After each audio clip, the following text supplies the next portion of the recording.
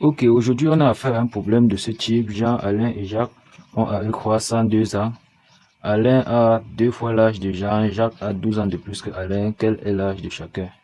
Je trouve ce problème intéressant tout simplement parce qu'il soulève le concept d'interprétation. Parce que lorsqu'on a affaire à un problème, beaucoup l'ignorent, mais la première des choses qu'il faut faire, c'est de chercher à interpréter chacune des informations. Donc, pour résoudre un tel problème tel que celui-ci, il faut interpréter chacune des informations qui nous est donnée. C'est pourquoi il est judicieux ici d'utiliser des variables. On ne peut pas travailler avec toujours à chaque fois en disant l'âge de celui-ci, l'âge de celui-ci, l'âge de celui-ci. C'est pourquoi il sera important d'utiliser des variables vu qu'on nous demande de calculer l'âge de chacun. Donc, prenons une fiche et essayons de voir cela. Ok, donc on va utiliser des variables en rapport avec la question. La question nous demande de quel est l'âge de chacun. Donc les variables représenteront respectivement l'âge de chacune des 3 amis. Donc on va tout simplement appeler X l'âge de Jean, Y celui de Alain et Z celui de Jacques. Cela signifie que au lieu de travailler avec à chaque fois en parlant de l'âge de Jean, on va juste utiliser X, l'âge de Alain, on va juste utiliser Y et l'âge de Jean, on va juste utiliser Z. Donc on vient de poser ces variables. Donc l'exercice maintenant qui était à la base de déterminer l'âge de chacun est maintenant de déterminer X, Y et Z, donc l'âge de chacun. On n'a pas changé quelque chose. Ok, pour ce faire, comme je le disais, ce genre de problème soulève la notion d'interprétation. Comment? Puisque dans ce genre de problème, on a plusieurs informations qui nous sont données. Par exemple, à la ligne 1, on a Jean, Alain et Jacques ont à eux croire 102 ans. Ça, c'est une information. Jean, Alain et Jacques ont à eux croire 102 ans. Ça, c'est une information qu'il va falloir interpréter. Également, après, on nous dit Alain a 2 fois l'âge de Jean. Également, ça, c'est une information. Il faut donc l'interpréter. Et à la suite, on nous dit Jacques a 12 ans de plus que Alain. Ça également, c'est une information. Donc, pour interpréter ça, on va utiliser les variables que l'on a posées ici. La première information, c'est Jean, Alain et Jacques ont à eux croire 102 ans. Donc, tout simplement, interprétation 1. L'âge de Jean plus l'âge de Alain plus l'âge de Jacques, à cela associé, ça donne 102 ans. Tout simplement, X donc plus Y plus Z égale à 102 ans. Ainsi, on vient d'interpréter l'une des premières informations. Passons donc à la deuxième. Alain a 2 fois l'âge de Jean. Alain, c'est Y. L'âge d'Alain, c'est Y.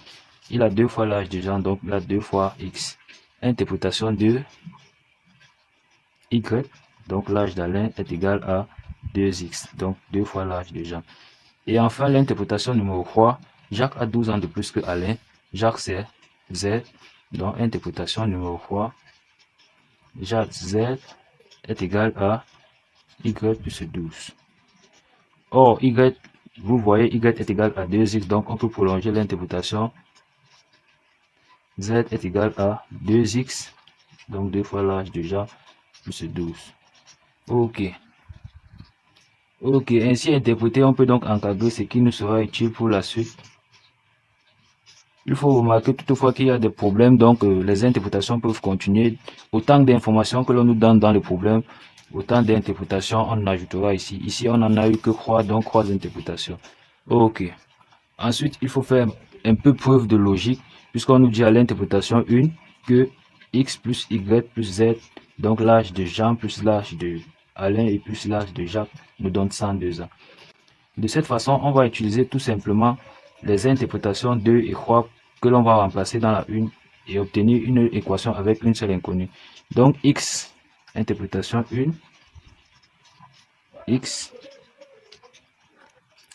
plus Y, Y c'est l'âge d'Alain, tout simplement Y égale à 2X, donc on va remplacer directement. Et plus Z, Z égale à 2X plus 12. Vous voyez que chacune des interprétations nous est utile, égale à 102 ans. Ainsi, on a une équation avec une seule inconnue X qui est l'âge de Jean. On peut directement déterminer l'inconnu X. X plus 2X plus 2X, ça donne 5X plus 12 égale à 102. Ainsi, pour aller un peu vite, on aura X est égal à 18. Et puisque on connaît l'expression de Y et de Z en fonction de X, on peut tout simplement déduire Y qui est égal à 36 et Z qui est égal à 36 plus 12, 48. On vient donc de déterminer X, Y et Z. Donc, on a résolu le problème qui nous demandait l'âge de Jean, l'âge d'Alain et l'âge de Jacques. Ainsi, on peut donc conclure que Jean a 18 ans, Alain a 36 ans et Jacques a 48 ans. Vous voyez donc que la résolution d'un tel problème passe tout simplement par l'interprétation des informations qui nous sont données. Et la meilleure manière, ou alors l'une des meilleures manières pour mieux interpréter ces informations, c'est d'utiliser des variables telles qu'on l'a fait ici. Donc, lorsqu'on utilise des variables, les interprétations sont plus faciles et ainsi, on peut plus rapidement déterminer la solution. Si cela est compris, je vais comme d'habitude vous laisser un exercice en guise d'exemple. Donnez-moi la réponse dans les commentaires. Surtout si cette vidéo vous a plu ou vous a servi à quelque chose, n'oubliez pas de liker et de vous abonner. Merci. Ok, comme exercice, vous avez ce problème. Je mesure 2 fois la taille de mon petit frère et 15 cm de moins que mon grand frère. Tout ensemble, on mesure 495 cm. Déterminez la taille de chacun d'entre nous. Laissez-moi la réponse dans les commentaires.